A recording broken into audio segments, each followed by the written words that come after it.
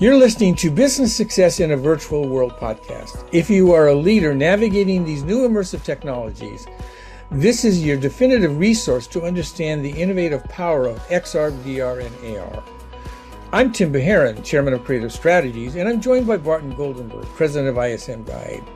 In each episode, we navigate through new products, effective strategies, and highlight actual business case studies implementing extended reality into business processes. Our resource website now boasts over 300 case studies, 300 articles, and 100 videos presenting successful examples of businesses using these technology in field service, training, digital twins, customer service, in medical and manufacturing, and so much more. Check out the website at ismguide.com. Now, on to the next episode. This week, Barton and I are going to take a look at one of the more important trends that are going on in XR, and that's the whole idea of using VR to actually create manufacturing facilities, influence design, etc. And so, Barton, you have an interesting case study here of a car company that also happens to make airplane engines that is very much involved with understanding and using this kind of technology to integrate it into their business process. Tell us about that. Yeah, it's a great story, Tim, and that's digital twin technology. We're going to focus really on what's called digital twin. So before I tell you about digital twin, though, I wanted to just introduce Rolls-Royce. And most of you will think of Rolls-Royce as that beautiful car. And indeed, that is Rolls-Royce. But sorry to have to say this, they sold that whole business, including Bentley. They acquired Bentley in 1931, Rolls-Royce. They sold that entire business to BMW in 1998. So what we're going to focus on today is what's called Rolls-Royce Holdings, PLC, which is a large British multinational aerospace and defense company. And that, too, was the same founders, Honorable Charles Rolls and Sir Henry Royce, back in 1904. So while the initially affiliated with the Rolls-Royce brand, Rolls-Royce sold that, as I said, to BMW in 1988 so they could focus on power systems for aviation and other industries. Today, Rolls-Royce Holdings, and we'll call it Rolls-Royce afterwards, but it's always about Rolls-Royce Holding, designs, manufactures, distributes power systems for aviation. In 2023, it had revenues of about 16 billion British pounds, which is about $21 billion. And it employs 41,000 people worldwide. It's the second largest maker of aircraft engines and has a major business in the marine propulsion and energy sectors. So it's a very interesting story, and it starts back in 1904. But before I introduce the digital twins, I want to, how Rolls-Royce uses it, let me just give you a quick kind of primer on digital twin technology. So digital twins represent the groundbreaking fusion of physical and digital worlds, a concept that has rapidly evolved from initial inception to become the cornerstone, as you alluded to, Tim, in modern technology advancement and engineering. At their core, digital twins are highly detailed virtual models designed to mirror real-world objects, systems, or processes. This innovative technology enables the businesses and organizations to simulate, to predict, and to visualize assets in a digital realm, offering unparalleled insight into performance, potential issues, and opportunities for optimization. Now, some of you may have read or listened to the Siemens case study in this podcast series, the episode, and they're the ones that are considered by many to be kind of the founders of what's called the industrial metaverse or digital twin technology. And I would encourage all of you that haven't done so to go back to the Siemens podcast episode and listen to that, because they're a leader in the use of digital twin along with Rolls-Royce. In fact, Siemens offers the platform that you can then build off of to create something. And I'll talk about that a little bit later. Anyhow, the evolution of digital twins in the industry marks a significant leap in how companies manage and optimize their operations. It was initially conceived as a simple digital replica of a physical system, but these virtual models have grown increasingly sophisticated, Early iterations primarily focused on product lifecycle management, offering insight into design and manufacturing. But as the technology advanced, so did the capabilities of digital twins. They actually begin to now integrate real-time data, AI algorithms, and IoT, Internet of Things connectivity, transforming them into dynamic tools for preventative maintenance, operational efficiency, and innovation across a variety of sectors like manufacturing. It's a big one. Automobile is a big one. Healthcare is a big one, and so is urban planning. This evolution reflects a broader shift towards data-driven decision-making in and automation inside an industry. Today, digital twins are not just replications, but are pivotal in simulating future scenarios, optimizing performance, reducing costs, and fostering sustainable practices in a very competitive marketplace. And again, this reminds me of another episode that we did on Northrop Grumman. Northrop Grumman took one of their test planes, and they built a digital model of that, Tim. And that became their test model. It was a very expensive airplane for the defense purposes. And rather than try things risky in the real life, they completely did the digital twin of the airplane in a virtual world, and then they tweaked and started working on it and brought the engineers in and simulated it, and they optimized different things they could do to the plane to make it work faster, quicker, more efficient, and then brought it back into the real world. So again, it's not new, but it's could become much more sophisticated because of AI and Internet of Things and so forth. And I'll continue to tell you some of these stories. Anyhow, manufacturing stands at the forefront of using digital twin technology, leveraging digital twins to enhance product design, processes, maintenance. The automotive sector follows closely. So manufacturing is the number one use of digital twins, but automotive is number two, using these sophisticated simulations to test vehicles under various conditions without the need to physically create prototypes. In the realm of urban planning and smart cities, digital twins are instrumental in optimizing infrastructure development and management. When Siemens was called upon by BMW to look at their most efficient factory in Germany, what Siemens did with their digital twin platform is they copied the BMW factory into a virtual world. They optimized it. And the way you do that is you have controls on the real machines on the factory floor of the factory, and you have those same controls that are put into the digital world. So as you change something, you can actually see how that impacts the effectiveness of the machine. And then when you optimize it, you then take it and bring it back into the real world and adjust the machines accordingly. That digital twin that Siemens did of the best BMW factory was so effective, BMW opted to use that factory and build it in Beijing. So not only did they tweak their old factory to be better from the digital twin, but they actually took the digital twin technology and built the Beijing car factory. So it's really quite amazing. Anyhow, the energy sector utilizes digital twin technology to monitor and manage renewable energy sources. Healthcare is beginning to adopt digital twin to personalize patient care and improve medical device manufacturing. So to learn more about these, I again would encourage you to listen to the Siemens podcast, and I encourage you to listen to the Northrop Grumman podcast. And I think you'll learn a lot. But let's go to Rolls-Royce and their use of digital twin technology.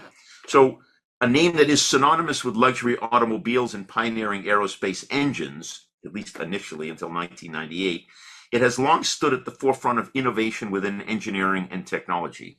In fact, the two founding Sir Henry Royce and Honorable Charles Rolls, they were engineers by nature, and they wanted to build the very best possible car and the very best possible airplane engine. Was their obsession. So they've always been at that forefront of engineering and technology. In recent years, this storied company has ventured into the digital realm by harnessing the power of these digital twin technologies. This avant-garde approach offers the ability to create highly detailed virtual models of physical assets or systems in the airplane engine space. These digital counterparts enable engineers and designers to simulate, to analyze, to optimize the product and processes in a virtual world before they're actually built or deployed in the real world. So the evolution of the digital twin in Rolls-Royce has marked a transformative journey, reshaping how the aerospace giant provides or approaches design, maintenance, and innovation. Initially, digital twins served as a mere physical replica of the engine, aim to enhance the underlying of their operational characteristics. But over time, the digital construct has evolved into sophisticated systems that not only mirrors the physical counterparts in real time, but predicts future performance and potential failures. And just think about that, how valuable that is in an organization. Leveraging advanced analytics like the IoT data, machine learning algorithms, what Rolls-Royce now has been able to do is optimize engine efficiency, reduce downtime, even tailor preventative maintenance schedules, which is really quite interesting. This progression underscores a significant shift towards proactive problem solving and continuous improvement in product life cycle and development management within the aerospace and automotive sectors. So at the heart of Rolls-Royce's digital twin technology lies a sophisticated amalgamation of core components that seamlessly integrate and mimic and predict the real-world behavior of their airplane engines. Central to this is the advanced simulation software, which replicates physical phenomena with astounding accuracy, allowing engineers to foresee how an engine will perform under various conditions. And complementing this, the sensor data, the one I talked about from the actual engine, and then you put into the digital world, plays a critical role by harnessing vast amount of operational data from these sensors embedded in the actual engines. The system gains the ability to monitor health and predict maintenance in a particular real-time needs. So moreover, the machine learning algorithms continue to refine these predictions, learning from new data to enhance future accuracy. And together, these components form Rolls-Royce's backbone for digital twin utilization, offering unprecedented insight into engine performance and reliability. In a kind of bigger picture, the application of digital twins by Rolls-Royce represents a significant leap in predictive analysis and operational efficiency. I think that Rolls-Royce has harnessed the power of digital twins to revolutionize the manufacturing process. I think that this whole analysis of data has allowed Rolls-Royce to continue to improve the design and performance of its products. And this forward-thinking strategy not only streamlines production, but ensures a more reliable and efficient engine to their customers worldwide. Just imagine how you feel as a buyer, whether you're, United Airlines or British Airways, and you go into the factory you have a meeting with Rolls-Royce, and they're showing you their engine in the real world and what they've done, how they've tweaked it, and how they're using some of this. It really gives you a good feeling for working with that type of company. The role of IoT, the Internet of Things, and artificial intelligence optimizing Rolls-Royce's digital twins represents a pivotal advancement in aerospace engineering. By integrating IoT, for example, Rolls-Royce can continuously gather real-time data from those sensors that are embedded in their engines and components across the globe. This data, when thoroughly analyzed using AI algorithms, enables predictive maintenance, as I mentioned. It identifies potential issues before they become problematic. So let me just give you a quick story of Rolls-Royce, and then I'll try to bring it to a close, Tim. One notable success story of Rolls-Royce implementation of digital twins is its aerospace division, where the technology, as I mentioned, has significantly enhanced engine performance and predictive maintenance. Rolls-Royce is analyzing these real-world conditions without the need for prototypes, and it's accelerated development and also improved efficiency and reduced emissions, which is also an important point. The digital twin has empowered Rolls-Royce to predict failures before they occur, minimizing downtime and maintenance, which is extremely expensive in the airplane industry. This innovative use of digital twins underscores their commitment, Rolls-Royce's commitment, to pioneering and advancing in engineering, setting new standards for operational excellence in aerospace. So what happens in the future with Rolls-Royce and digital twin? Well, as Rolls-Royce continues to pioneer in the realm of digital twin technology, the future opportunities appear boundless. The next frontier for Rolls-Royce and its digital twin innovations is poised to revolutionize not just aerospace, but also marine and energy sectors. By leveraging these advancements in artificial intelligence and machine learning, these digital twins now can predict, as I mentioned, maintenance needs and even greater accuracy, optimizing real-time, facilitating development of a more sustainable engine by simulating various fuel types and combustion methods. As virtual reality and augmented reality technologies mature, engineers and technicians will now interact with these digital twins in an even more immersive way, enhancing troubleshooting capacities and fostering a deep understanding of complex systems. When Rolls-Royce was founded in 1904, the Honorable Charles Rolls and Sir Henry Royce shared their passion for engineering excellence and a desire to create the best car in the world. Their passion for engineering excellence has always been at the core of Rolls-Royce's DNA. Now, by integrating digital twin technology into development strategy, Rolls-Royce continues to solidify its reputation as a leader in pushing the boundaries of what is possible engineering and design. Back to you, Tim. This is a fascinating case study, one that actually started quite a bit ago, as did the one from Siemens and Northrop Grumman. It's fascinating in multiple ways. One, these companies are taking a huge leadership position by using this technology and specifically the whole concept of digital twins to actually become more efficient, more accurate, and to cut costs. And I'd be interested to hear thinking a little bit on the cutting cost question. I mean, as you mentioned a couple of times, that in the aerospace industry, especially, getting it right is not only important, it's critical for safety and all the other things that have gone on. And in theory, you don't cut corners, but what you really have to do is you have to be very accurate. And it appears to me that when you use the process of creating something using digital twins, you have more chances of making sure that the final product is extremely accurate. So I want to make a statement, and I just always found it amusing. Tim and I spoke at the CES in 2024 in January, a couple of months ago. And one of the keynote speakers was the CEO of Siemens. His name is Roland Busch. And he said to us during his keynote, and again, they're leaders in industrial metaverse and digital twins. He said every object within the next 5 years will have a digital twin. And I found that very fascinating.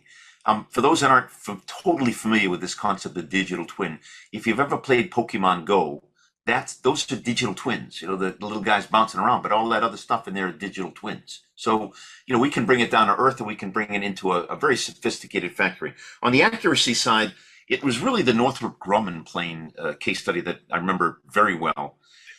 They were able to tweak it. When you're having a defensive fighter plane, you have to be able to avoid incoming missiles and things like that. And so what they were able to do is through tweaking a whole bunch of stuff inside this C, I think it was 171 is what it's called. They were able to tweak the whole maneuverability of the plane so that it could, accurately avoid missiles, for example, in this case. Or if you are, in the BMW factory, the accuracy of being able to move a car along a production line with minimal glitches and keeping the line up and running.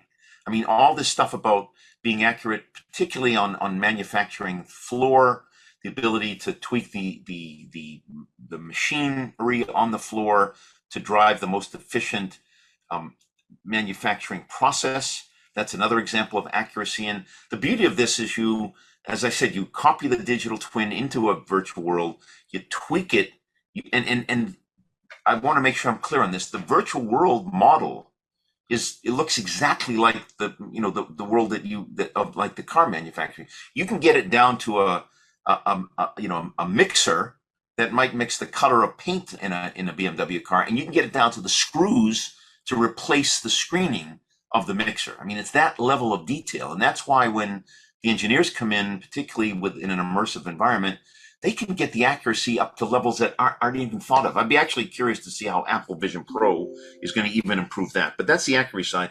The cost side, what I do remember very well is the BMW factory in China was 20% improved productivity versus what was the original factory in Germany that they were thinking of copying. So they were thinking of taking this, we'll call it an inefficient, it really wasn't so inefficient, and bringing it over to Beijing. But they then ran the digital model and tweaked it and optimized it. And then when they brought it to Beijing, they're actually able to cut costs or increase productivity by 20%. So and there's all kinds of figures. I mean, Siemens has many, many figures. This definitely cuts cost in design and manufacturing, maintenance. And I also thought some of these new ideas of fuel efficiency and environmental causes, all this stuff is now part of this digital twin approach. I'll mention just a couple of things on the Rolls-Royce case study.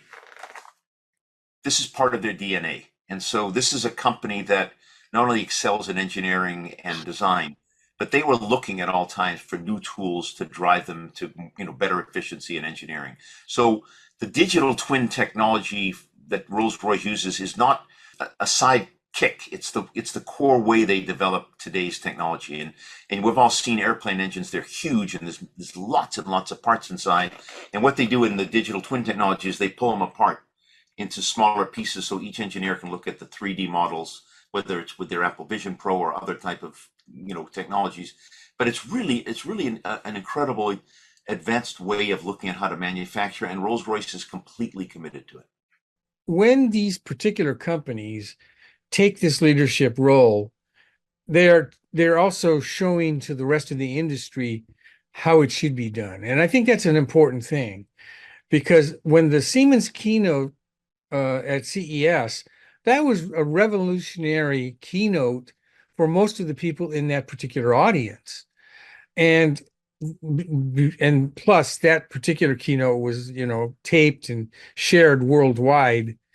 And it was one of the most watched keynotes from CES, because the examples he was giving was literally revolutionary to the context of how you actually do manufacturing, how you design things, and how you make sure that, you do it first in a virtual world, and then you make it in a physical world. And that's what I think is most important about the whole concept of digital twins.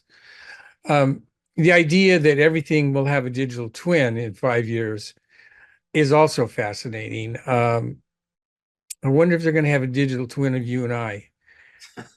They will, Tim. Be assured of it. Probably will. Anyway, well, Barton, this has been a fascinating discussion. One other thing I did want to point out is that NVIDIA actually began to understand this almost 10 years ago, and created a piece of software called the Omniverse that runs with their very high-end systems. And they also provide a platform to build on this. And it's one of the tools that are coming up. And you're also starting to see more and more of the design tools that are capable from Adobe and others who are also adding functionality to create and contribute to building digital twin designs. That NVIDIA Omniverse platform, Tim, it's actually being used by BMW and Siemens and many, many others. It's a tremendously valuable tool to help them with digital twin development. Yeah, and I find it fascinating because the CEO of NVIDIA, Jensen, who I actually am privileged to get to know pretty well, he and I discussed this many times over the last 5 years. And it always amazed me that he had this vision almost 10 years ago. And now his company is leading the design side of it and the software side of it to make it happen. The other thing about, if I was in this segment of the market, whether I'm, in manufacturing or medical, etc., you've got to be looking at what's going on here, especially by competitors, and be excited and fearful, because these guys will leave some of these other guys behind. And it's a fascinating time, but it also speaks to the fact that all of these companies who are not doing anything need to get on the right train and move forward, because if not, they're not going to be competitive in the future. Again, every object being a digital twin, I don't care what business you're in, you better start learning about digital twin technology. Well, thank you so much for joining us this week, and we look forward to being with you again in our next podcast. Thanks for listening to Business Success in a Virtual World. Barton and I have helped global companies successfully develop and implement strategies to utilize these new technologies. For more information or to contact us, please visit ismguide.com and select Metaverse Resource Center. Be sure to subscribe to this podcast on your preferred platform.